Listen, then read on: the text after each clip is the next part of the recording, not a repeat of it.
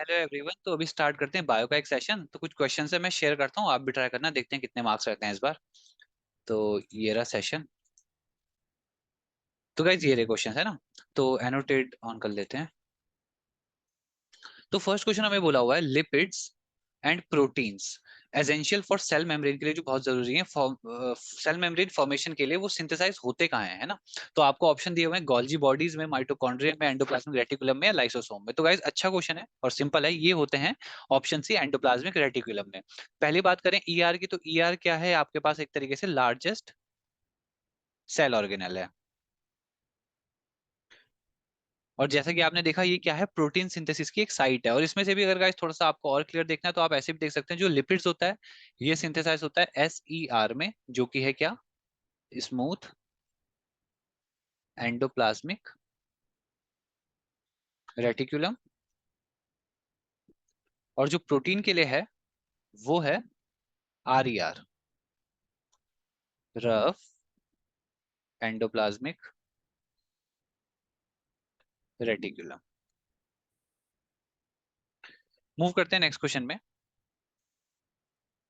यहाँ पे बोला हुआ है an organism lacking nuclear membrane and cell organelle, ऐसा ऑर्गेनिज्म जिसमें न्यूक्लियर मेम्ब्रेन भी ना हो और जिसमें सेल ऑर्गेनल भी ना हो। तो गाइज आपको पता है ऑर्गेनिजम्स के बारे में आपने दो चीज पढ़ी है। एक होते हैं आपके पास कौन, प्रोकैरियोट्स, और एक होते हैं आपके पास यूकैरियोट्स। ठीक है। तो ये हो गए आपके पास यूनिसेल्यूलर, ये आपके पास मल्टी भी हैं।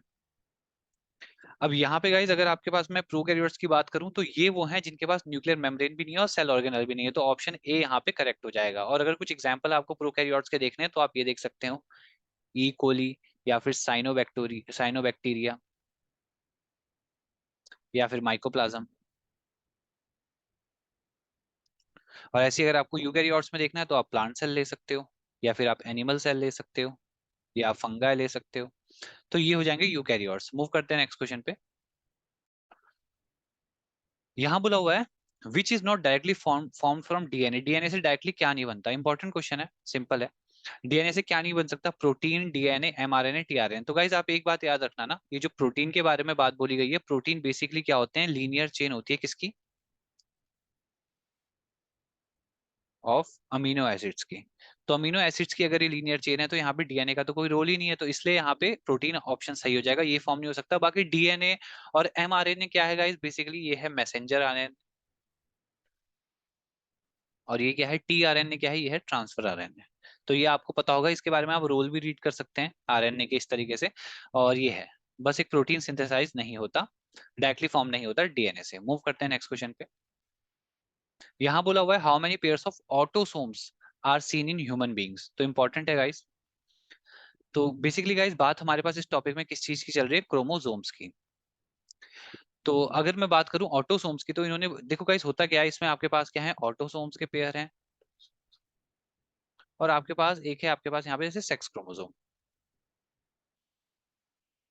तो होता क्या है, 22 पेयर तो आपके पास होते हैं ऑटोसोम्स के, और एक होता है सेक्स क्रोमोसोम का पेयर, जिसमें से भी आप देख सकते हो ये तो सेम होते हैं। बाकी एक अगर एक्स एक्स लिखूं और एक्स वाई लिखूं, तो एक्स एक्स कौन सा रहता है हमारे पास, फीमेल सेक्स क्रोमोसोम, और एक्स वाई रहता है मेल।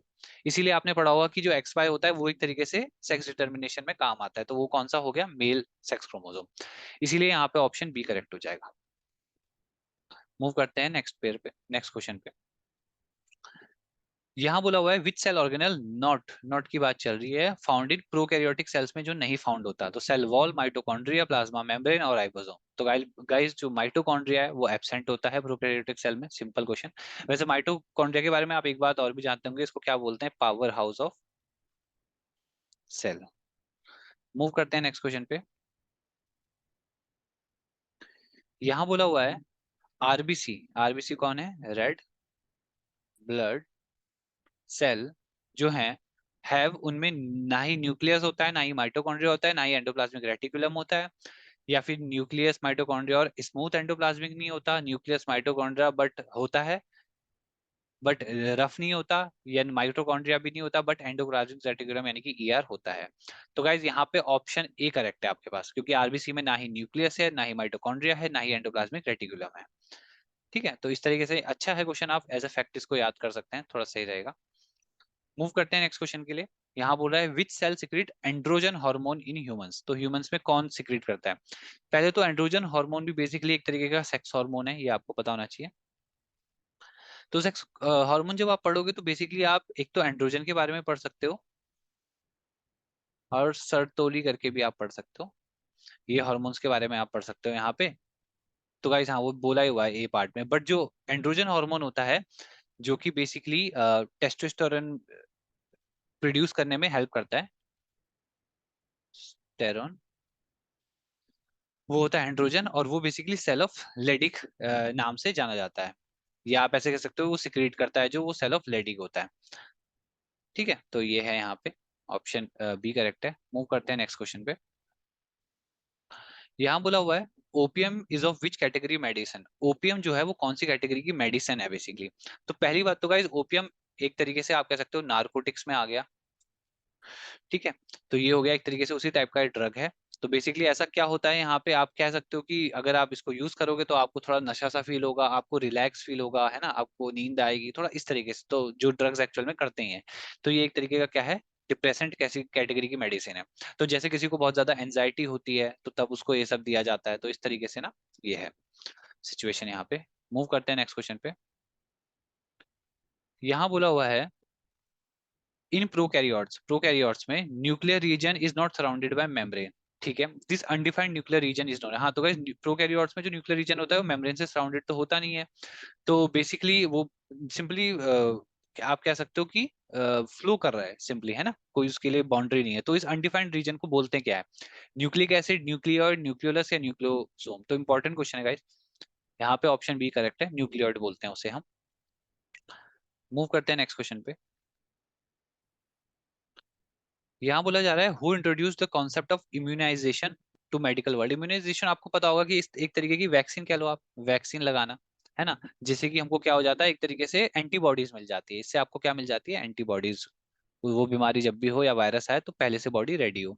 तो ये कॉन्सेप्ट कौन लाए थे, सर एडवर्ड जेनर लाए थे, और काफी काफी काफी रिमार्केबल आप कह सकते हो कि वो है डिस्कवरी है।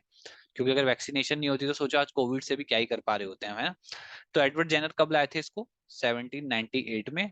और सबसे पहले किसके लिए लाई गई थी, स्मॉल पॉक्स की वैक्सीन लाई गई थी, और इस तरीके से धीरे धीरे स्मॉल पॉक्स क्या हो गया, वर्ल्ड से इरेडिकेट हो गया, है ना। तो ये है यहाँ पे।